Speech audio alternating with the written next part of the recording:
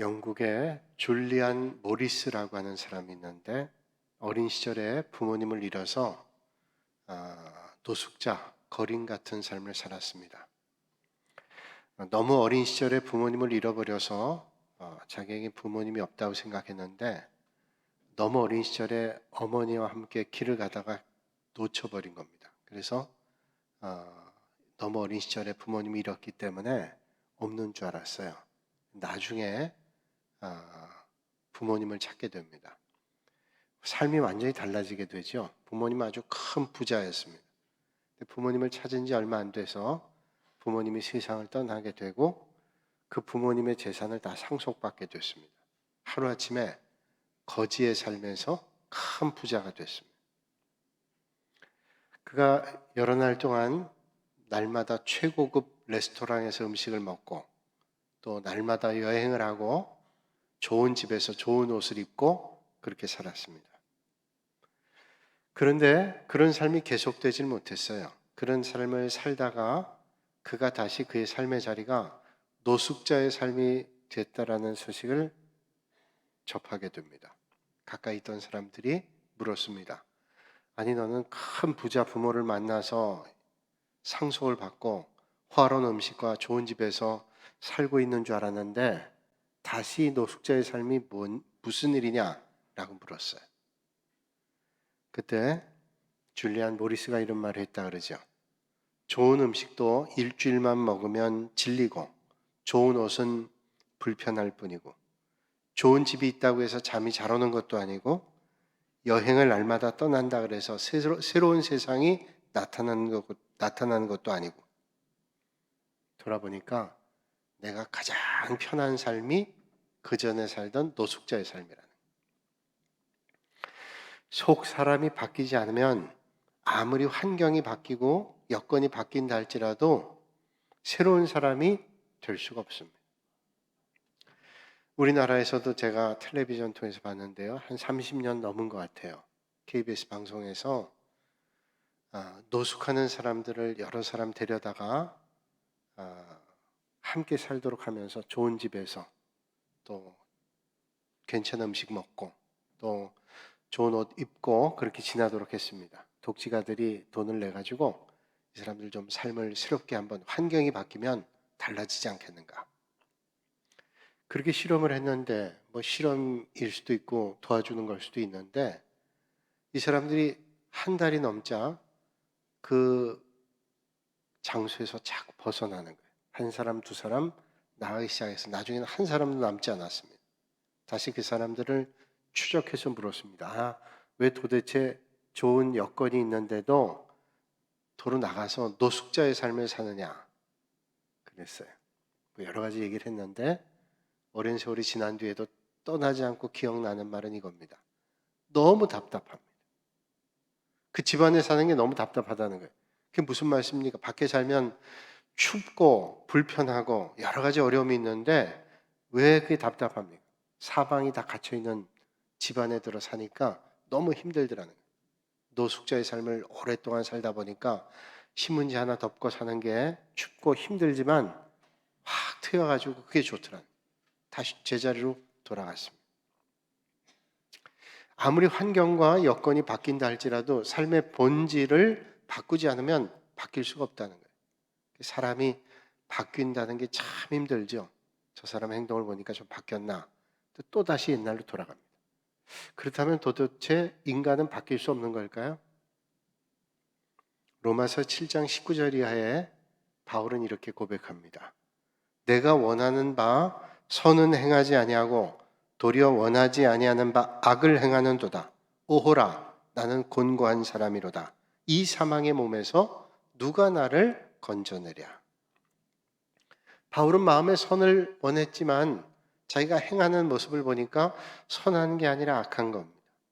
그러면서 참 나는 곤고한 사람이다 라고 자신을 고백하죠. 사람은 선하게 태어났을까요? 아니면 악하게 태어났을까요? 혹자는 말하기를 성선설이다. 선하게 태어났다. 혹자는 말하기를 악하게 태어났다. 저 애들 봐라. 참 선해 보이는데 친구들 거 뺏고 싸우고 하는 거 보니까 악하게 태어난 거 아니냐? 라고 주장하는 사람도 있습니다. 그렇다면 기독교 인간관은 뭘까요? 하나님께서 틀림없이 세상 만물을 선하게 창조하셨는데 죄가 들어왔죠. 그래서 인간은 죄 때문에 탄식하며 절망할 수밖에 없는 인생이었습니다. 예수 그리스도를 만남으로 우리에게 소망이 생기죠. 그래서 거듭남의 은혜를 받게 될 때 우리는 소망이 있습니다. 그래서 우리 기독교 인간과는 하나님이 선하게 만드셨는데 고통하며 괴로워하지만 그러나 그 하나님의 은혜가 우리에게 올 때 다시 한번 일어설 수 있는 거죠. 그래서 소망이 있습니다. 인간은 존재 본질이 변하지 않으면 어떤 새로운 것을 절대로 기대할 수 없습니다. 오늘 주님은 우리에게 말씀하죠. 사람이 물과 성령으로 거듭나지 아니하면 하나님의 나라에 들어갈 수 없느니라. 물과 성령으로 거듭나지 않으면 하나님 나라에 들어갈 수 없다. 인간성의 회복은 환경의 변화와 배움에 있는 게 아니라 다시 태어난다는 거예요. 우리가 뭘 배웠기 때문에 어떤 환경과 여건에 살았기 때문에 어느 정도 변화와 학습은 될 수 있을 거예요. 그러나 근본적인 변화는 물과 성령으로 거듭남이 없이는 안 된다. 거듭남 뭐예요? 다시 태어남이 없이는 안 된다. 예수님 십자가의 보혈의 은혜로 다시 태어나지 않으면 안 된다는 거예요. 오늘 이 아침에 주님의 은혜로 거듭나는 역사가 여러분에게 있기를 주님의 이름으로 축복합니다. 1882년에 이모군란이 일어났을 때 명성왕후의 목숨을 지키는 데 공헌했던 이수정이라는 사람을 고종이 후의를 베풀죠. 그래서 일본에 유학하게 합니다. 일본 가서 공부하게 되는데 특별히 일본의 농학자인 쯔다센이라고 하는 사람에게 학문을 배웁니다. 학문을 배우는데 그의 방에 한자로 팔복에 대한 게 써 있어요. 이게 무슨 말인가 궁금해서 선생님이 물었습니다. 쯔다센 말하기를 이게 성경에 나오는 팔복에 대한 말씀이다. 그리고 설명해 줬어요. 이분은 일본에 많지 않은 크리스찬 가운데 한 사람이었습니다. 그래서 공부하면서 신앙적 영향을 많이 배웠습니다. 이후에 그는 하나님의 말씀을 읽기 시작하죠. 그러면서 하나님의 진리의 말씀을 깨닫기 시작합니다. 그러던 가운데 하루는 꿈을 꿨습니다. 꿈을 꿨는데 꿈속에 두 사람이 나타났는데 두 사람의 등짐을 가득 메고 있는 겁니다. 그래서 물었습니다. 그 등에 있는 무거운 짐이 뭡니까? 그랬더니 그 등짐을 지고 있던 사람이 얘기하는 이거는 너희 나라 조선에 아주 필요한 책이다. 그 많은 책들을 등짐을 지고 있는 거예요. 그래서 도대체 무슨 책이냐고 물었어요. 이수정이. 등짐을 지고 있던 사람 대답하기를 이게 바로 하나님의 말씀은 성경이다. 그렇게 얘기했다. 그리고 꿈에 깼습니다. 그 꿈을 꾸고 나서 그가 믿음이 더 깊어졌어요. 그래서 성경을 열심히 읽으면서 이 한자 성경을 좀 우리 조선 사람들이 볼 수 있도록 번역해야 되겠다. 번역을 했습니다. 예수님을 영접하고 성경을 열심히 번역했어요. 그러면서 그 꿈을 꾼 대로 우리 한국에 저런 책들이 좀 많아져야 되겠다. 성경 말씀이. 그래서 일본에 있는 미국 선교사를 통해서 미국 선교부에 편지를 보내죠. 우리나라에 당신의 선교사들을 좀 보내달라. 그리고 꼭 1년 뒤에 1885년에 우리나라에 선교사님 두 분이 들어왔죠. 언더우드와 아펜셀러 선교사님이 일본의 인천의 제물포항에 들어왔습니다. 그 두 사람이 바로 꿈속에 봤던 그 사람이죠. 언더우드, 아펜셀러. 그들이 성경을 가지고 왔어요. 복음을 전했습니다.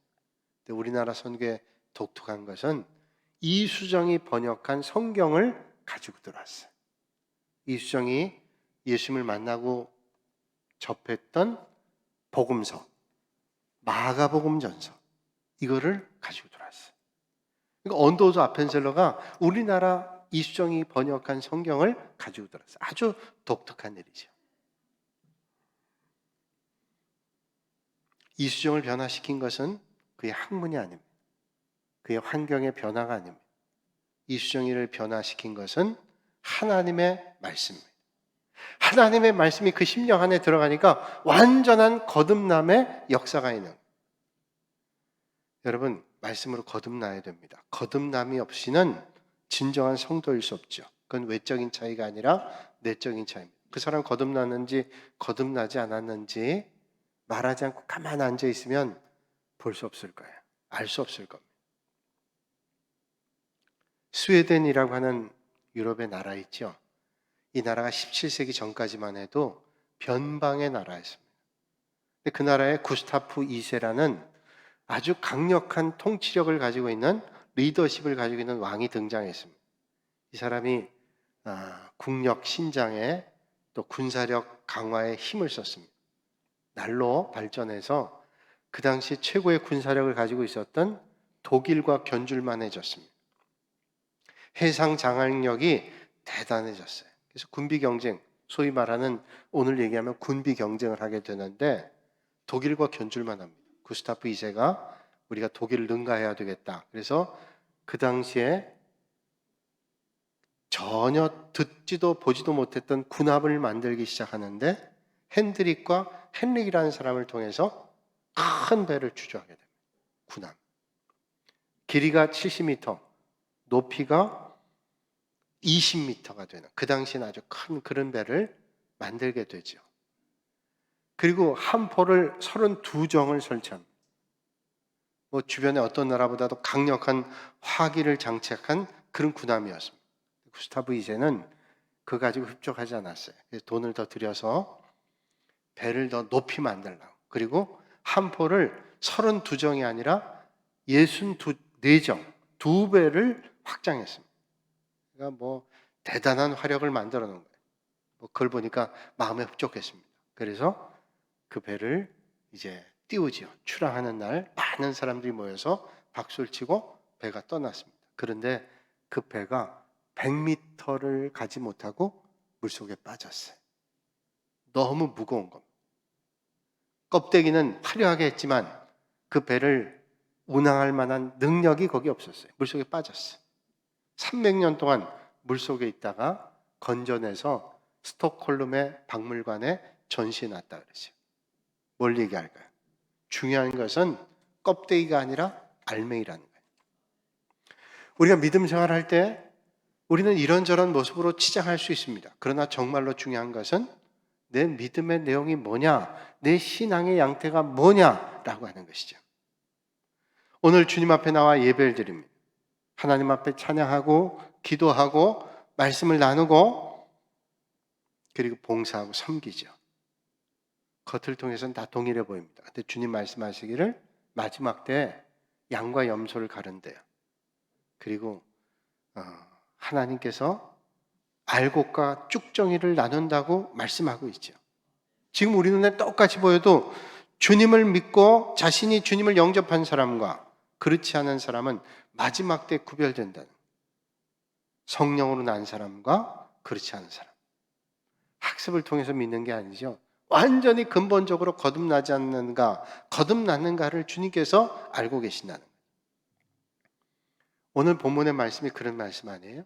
오늘 본문의 말씀의 주인공은 니고데모라는 사람입니다. 니고데모가 어떤 사람인가 우리는 많이 학습해 있지만 니고데모 오늘 말씀 보면 몇 가지 정보를 얻게 되는데 바리새인이고 이 사람은 지도자입니다. 또 어떤 성경의 복음서를 보면 유대인 관리라고도 말씀하고 있죠. 그러니까 좀 지위가 있는 사람이고 바리새인. 바리새인들은 율법을 아주 중요시했던 사람이고 율법으로 구원받는다고 생각했던 사람. 그러니까 율법적인 지식을 가지고 있는 그런 바리새인이었습니다. 또 세상적으로도 지위가 있는 그런 사람이었습니다. 그런 사람이라면 얼마든지 예수님께 가서 진리에 대해서 좀 가르쳐 달라고 얘기할 수도 있을 거예요. 또 알아볼 수도 있을 겁니다. 사람을 보내서 그 예수가 전하는 게 뭐냐라고 하는 것을 얼마든지 접할 수 있었을 겁니다. 그런데 이 니고데모라는 사람이 밤에 몰래 예수님께 찾아갑니다. 왜 그러면 이 니고데모라는 사람이 밤에 몰래 예수님을 찾아왔어요? 다른 사람들의 눈이 두려웠죠. 그리고 또 하나는 간절함이 있었어요. 절박함이 있었습니다. 다른 사람의 눈에 띄지 않은 것도 중요하지만 정말로 중요한 건 간절한 거예요.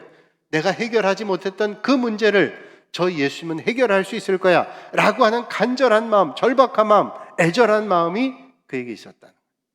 여러분, 오늘 이 아침에 여러분 삶의 자리에 간절함이 하나님의 은혜로 응답되는 이 아침이 되시기를 주님의 이름으로 축복합니다.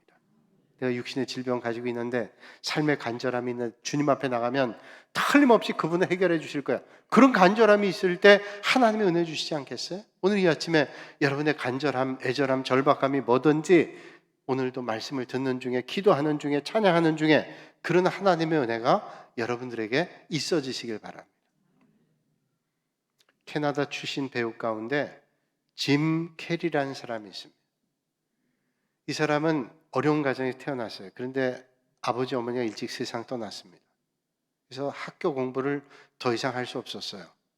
19살 전에 학교를 그만뒀습니다. 그리고 캐나다의 코미디 극단에 들어가서 가까스로 벌이하면서 그의 받은 은사라고 생각하는 그 연기에 열심을 다했습니다.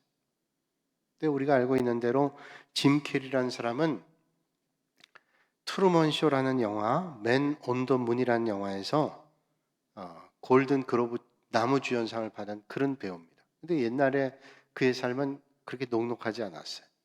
학교 공부 제대로 못하고 19살까지 그러다가 이제 더 이상 캐나다에서는 뭐 어떻게 할 수 없다 생각해서 LA로 갔습니다. 미국 LA로 가서, LA는 우리가 알고 있는 대로 허리옷이라는 곳이 있죠. 거기서 좀 자기가 배우가 돼야 되겠다, 유명한 배우가 돼야 되겠다, 그런 마음을 가지고 1990년에 LA로 갔습니다. 근데 길이 열리질 않아요. 뭐 자기가 갔다고 맞아주는 사람도 없고 환영하는 사람도 없어요. 이제 하루에 먹는 것이랑은 고작 아주 싸구려 있는 햄버거 하나 정도, 그리고 잠은 낡은 자동차를 하나 사가지고 숙소로 쓰고 있습니다. 보이질 않아요. 내가 이러다간 아무것도 안 되겠다 생각해서 헐리우드이 보이는 앞 언덕에 올라서 그런 생각했대요. 내가 어떻게 하면 이 어려움을 극복할까?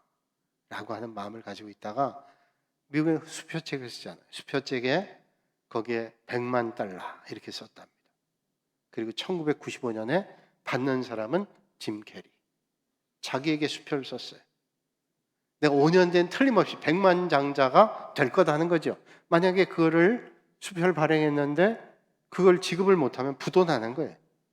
자기에게 수표를 발행했어요. 그러니까 그만큼 의지를 가지고 자기가 열심히 하겠다는 거죠.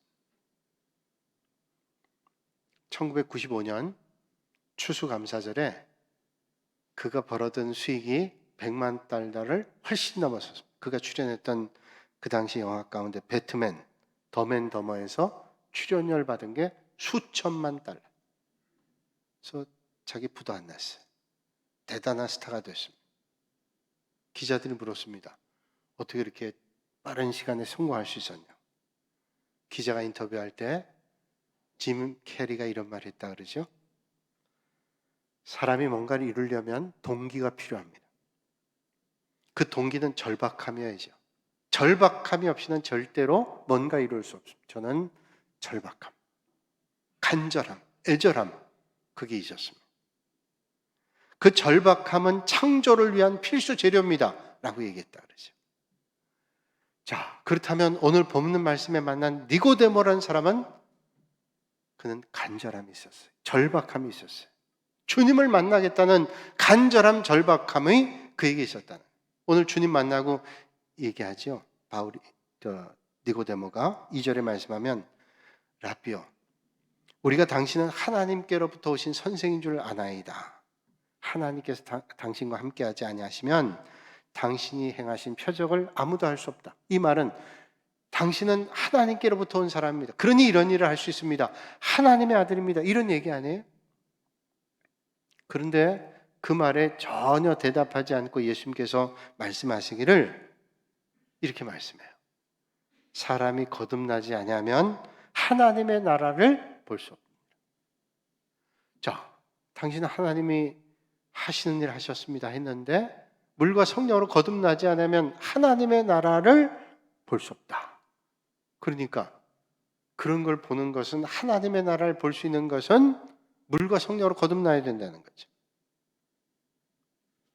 주님이 이렇게 거듭나야 되겠다 그러니까 니고데모는 거듭나야 된다는 말을 생물학적으로 생각하면 그러면 어머니 몸속에 들어갔다 또 나와야 되냐? 이게 도대체 물리적으로 생물학적으로 가능한 일이냐? 도대체 그런 겁니까? 라고 묻죠. 동문서답입니다. 말귀를 못 알아들어요. 주님의 말씀을 온전히 깨달을 수가 없었어요. 여러분, 우리가 거듭나지 않으면, 성령으로 새로 태어나지 않으면 하나님의 말씀을 들어도 무슨 소리인지 모르고요, 하나님의 말씀을 읽어도 도저히 깨달을 수 없습니다.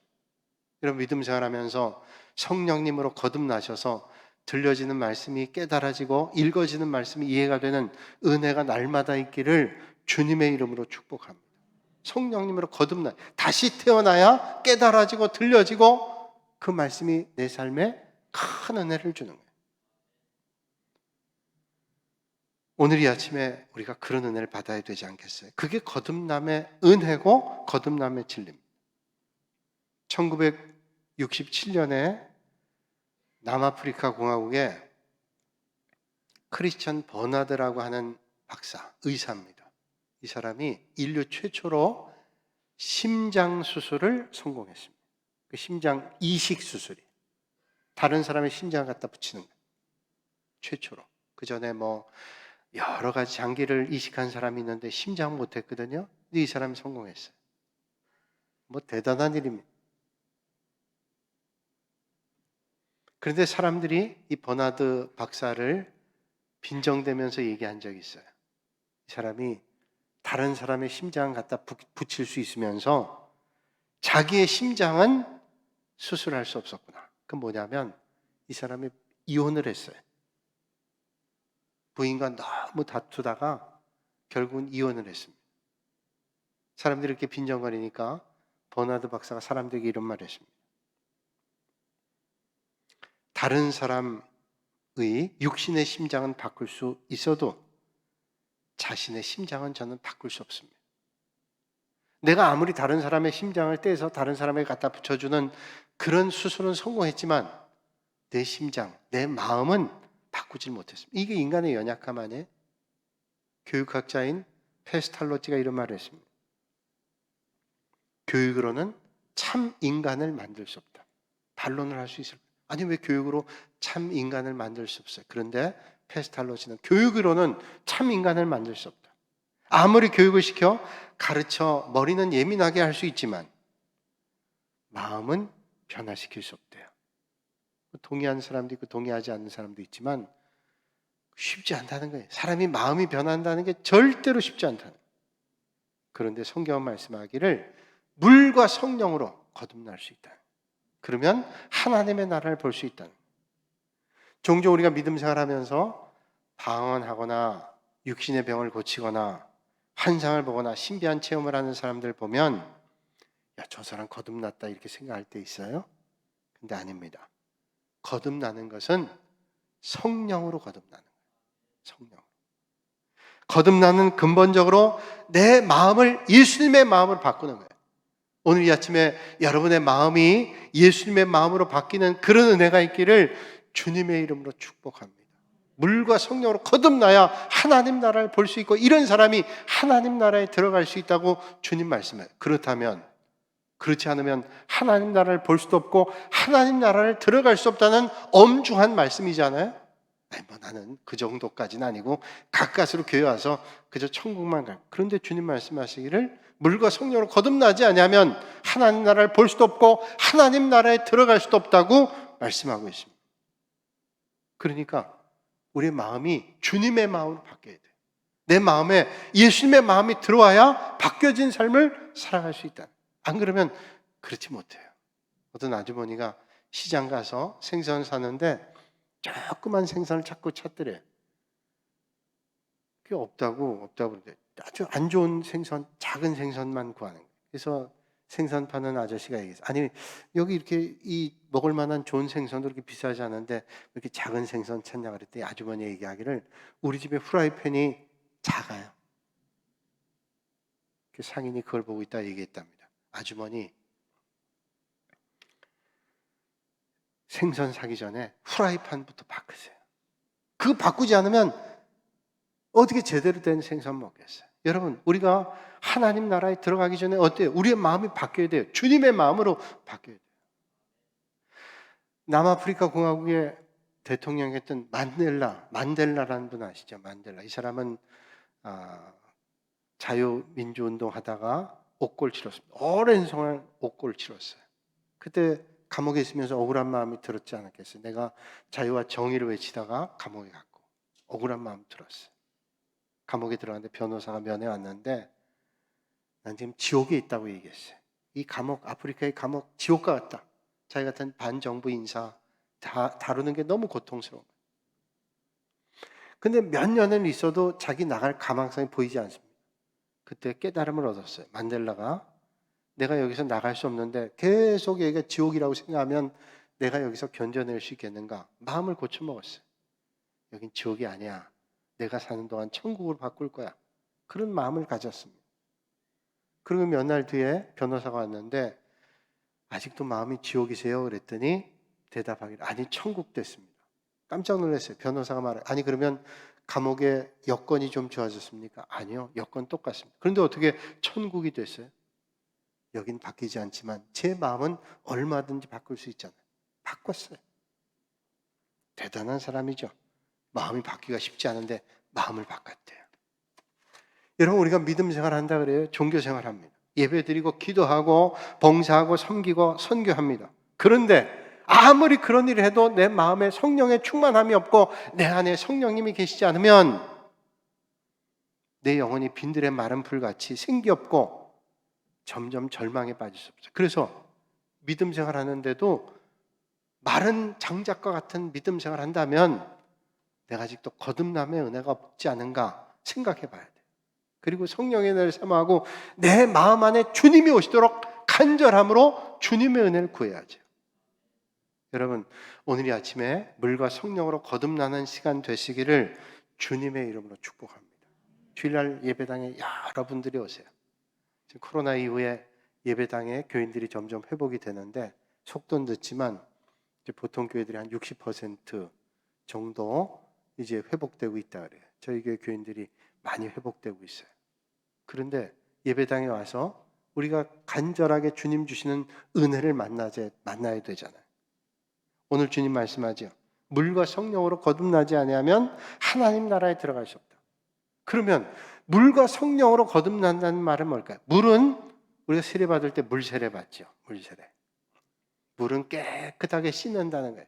십자가 보혈의 은혜로 우리가 깨끗하게 씻어진다는 거예요. 주님이 내 안에 오셔서 내 죄를 깨끗하게 씻어주십니다. 그리고 내 마음 안에 성령님께서 들어오시는 거예요. 그래서 물과 성령으로 거듭난다는 것은 우리의 죄를 깨끗하게 나를 씻고 내 마음 안에 성령님이 들어오시는 거예요. 그러면 내 마음에 성령님이 들어오시고 주님이 내 안에 살면 하나님의 나라를 볼 수 있고 하나님의 나라에 들어갈 수 있다고 말씀해 주시는 거예요. 그러니까 성령의 사람, 거듭남의 은혜를 만난 사람, 그 거듭남의 진리를 깨달은 사람은 변화된 삶을 살아가지 않을 수가 없는 거죠. 살아가게 됩니다. 그 첫 번째가 뭐냐? 영적인 일을 먼저 해요. 세상 일보다 영적인 일을 먼저 생각합니다. 마태복음 6장 25절 이하에 보면 세상에 우리가 염려하고 산다 그러죠. 그런데 그 염려한다고 세상의 염려가 하나도 없어지지 않은, 그러면서 염려 많은 세상에 사는 우리에게 염려하지 말라 그러면서 그 염려는 이방 사람들이 하는 것이고 우리 믿음의 사람 뭘 해야 되냐? 하나님의 나라와 하나님의 의를 구하라 그래요. 언제요? 먼저 하나님의 나라와 하나님의 의를 구하라 그랬어요.